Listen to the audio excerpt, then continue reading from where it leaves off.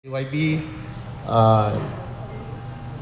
Engineer Lofi Chiang boleh berkongsi pengalaman beliau bagaimana boleh menjadi engineer, menjadi konsultan dan sekarang menyumbang tenaga sebagai YB, dan selepas ni tak tahu lah jadi apa lagi YB. Thank you very much, Dr. Andrew. Ya, saya memang jack of all trades. Tapi Dr. Andrew itu memang pakar yang betul. Dia engineer sampai doktor. Saya ini engineer jadi consultant pergi politics. Yeah. And you know what they say? Never trust a politician. Yeah. Yeah. But you can trust me. Yeah, thank you very much, Dr. Andrew, and thank you very much.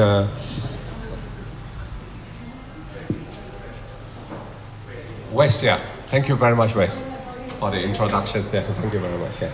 And thank you, Yang Saya Hormati Penghulu, Richard Laut, yeah, and our Tua Kampung, yeah, selamat pagi. Fellow students, yeah, all of you are in Form 5, yeah. Only so many in Form 5, in a completed Form 5. Or they just received their results, or they are not going for the exams. I see. Okay. Stephen, you're here as well. Yeah. Oh, you've completed Form 5. Okay. Yeah. Okay. So I was given this topic, Industrial Revolution 4.0, to talk about. And so I'll start off with this simple thing. Simple diagrams. You know, we all started with. Are you comfortable with English? I'm sure you are. Yeah. We all started with the first industrial revolution. You know, last time when we plant paddy, we use our hands. You know, we use a stick, and when we thresh paddy, still in the kampong. You notice we use the tumbok, yeah. And but just last week, I noticed that we're using machines already. Tua Kampung, Penghulu, and some of you brought me to this day one, where you keep all your machineries. So you have gone from the very domestic kind of planting to employ machineries to help you. So that will be the the industrial revolution from labor to machines. And today we're going from machines to something more technological revolution. Yeah? Our LRT, you know, is one of those technology. Our cars, you know, nowadays cars are not just with gears and a steering wheel. Our cars today, you call them, the car can come. I mean that kind of technology. That would be under number 4, I think. Yeah, some part of it under number 4. You know, and then from technology, we have gone to robotics. I visited a factory in Korea not too long ago, and you know, they make tires. Inside the factory, there was only about 3 to 4 people, but the factory itself produces thousands of tires every day, from the manufacturing process to the packing process, and you know, putting into container and shipping it out. Everything is done by robots. As we walk along the factory, you see, a vehicle coming in, carrying a lot of tires, going somewhere. And when they see us, that robot know how to stop. It will not hit us. That kind of thing. It's all robotic. And everything is precise. The timing is accurate. And the good thing is we don't have to quarrel with the people. They just work. They don't ask you for anything. They just work. These robots, and that is what we're doing now. And today, in your era now, today, we have gone into the fourth industry, the Industrial Revolution number 4. We're talking about today, and you heard about 5G, isn't it? 5G. This is the Internet of Things, the era that you are in now, IR number 4. And that's what I'm supposed to be encouraging you here this morning. I was in Australia recently, and my brother-in-law owned a car, a simple car, Hyundai.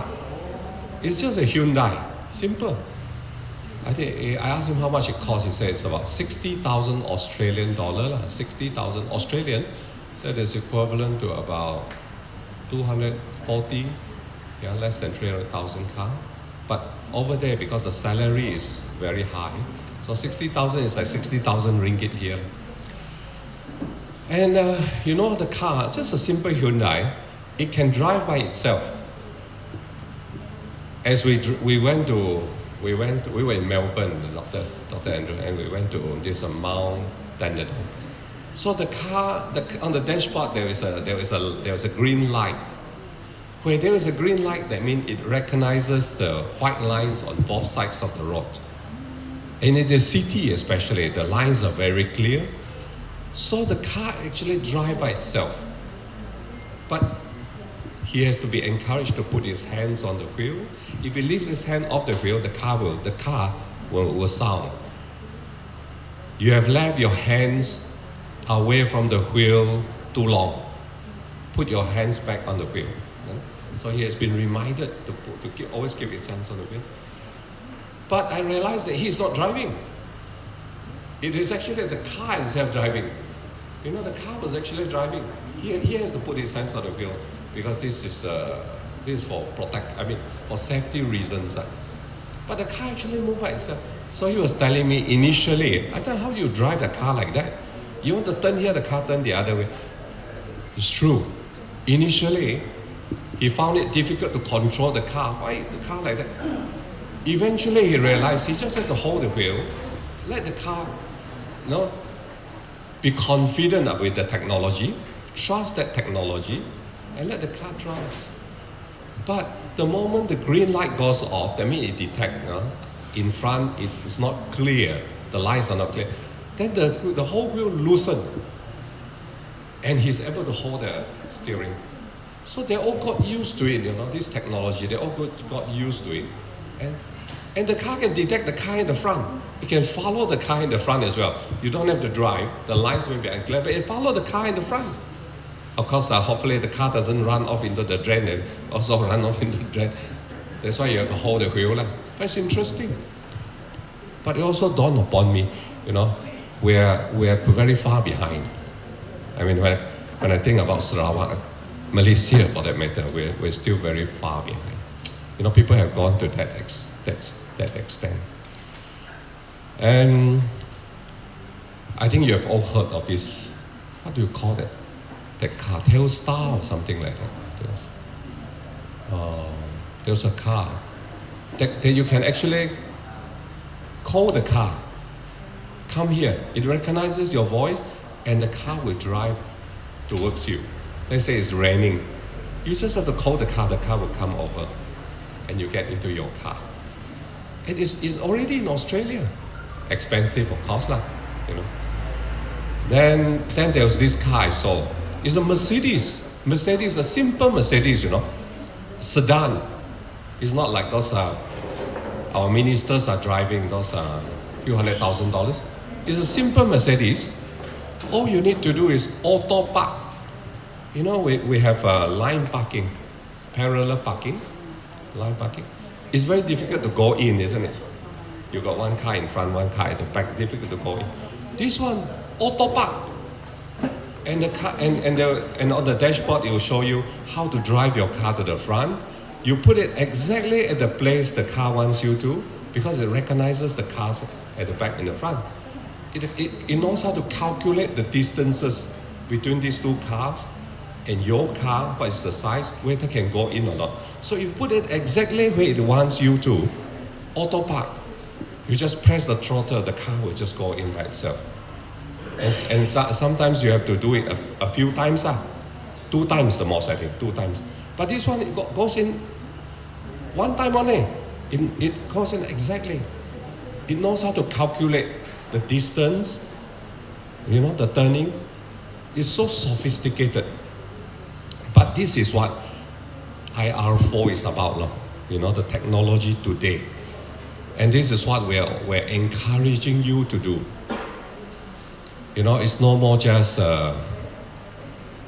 you know, going through your exam papers like what you have been doing.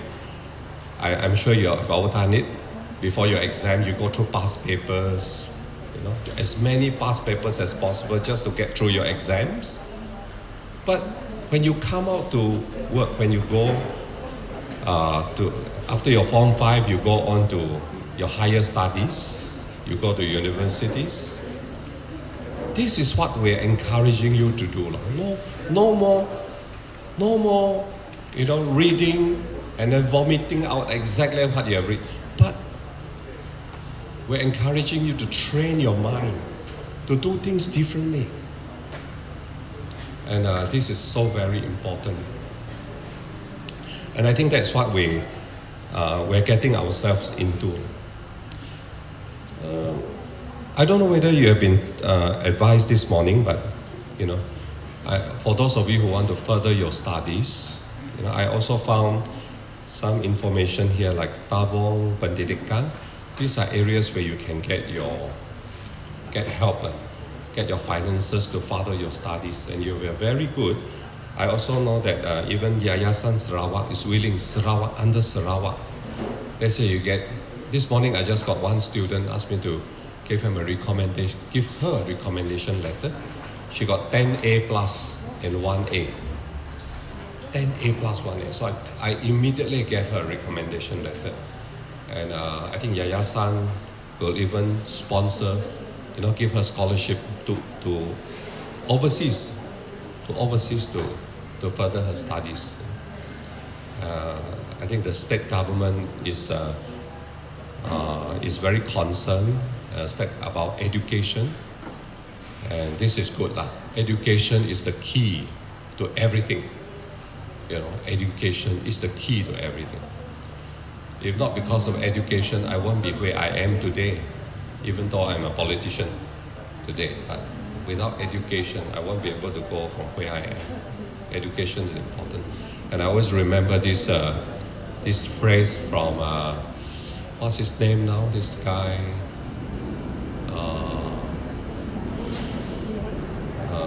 What's the name of this chap already? I can't remember. But anyway, he says, you know, to destroy a nation, all we need to do is to destroy its education system. If we want to destroy a nation, all we need to do is just destroy the education system. Don't give education to our people. Then the whole nation will collapse. That is how important education is. And without education, we won't be able to talk about IR4. We won't be able to talk about cars that can do automatic parking. Able to measure distances front and back, you know, the angles of the car, how it can go in. Imagine you just drive a car to the front exactly where it wants you to be. It already calculates everything so fast. If we were to use a piece of paper and start calculating, imagine how long we need to calculate in order to tell this car, to tell this car where to go. But today, we just have to, just a press of the button, the car just park by itself. how sophisticated it is. This is the Internet of Things, IR4, 5G that we've been talking, that we've been listening. Yeah? And so I just went through Yayasan, Tabong, Pendidikan. These are opportunities you have. Of course, there are many other scholarships that you can apply, like Petronas. These a lot of big companies. They give a scholarship as well, but you have to come back and work for them. But these are the opportunities. So I think, about myself, it's kind of interesting for me as well, because I never dreamed to become a politician. I only dreamed to become an engineer. I dreamt to be like Dr. Andrew, but couldn't make it. I never went any further than my basic degree. Dr. Andrew went from his basic degree into masters and all this. I came back and worked for the council, private sector. And from the private sector, recession came in. It was a bad time, 1992. Recession. People lost their jobs, My company was having a pay cut. So I was disillusioned. I was thinking, I must have gone into the wrong field. Spending so much of my parents' money, and at the end of the day become an engineer and have to get a pay cut. I was disillusioned, But then today I realized that this is a process, You don't have bad times, you don't have good times. So, and I found a job on a newspaper, and I applied and I got a place in the council. There was the Puching Rural District Council then. That was in 1997. I found a job with the council, and from there, I came out. After 4 years, I decided that's enough for me at the council. I don't want to stay in the council. I came out and started my own business because I always wanted to be an entrepreneur. And so that's where I came. When I came out, I was asked to go back and become a counselor. And I enjoyed my time there because, I faced different kind of things. And it's because of that, slowly, I ended up getting deeper and deeper and deeper, ended up as a politician. Yeah. But I haven't given up my profession. My company is still there. We're still doing jobs that comes in. I still get myself,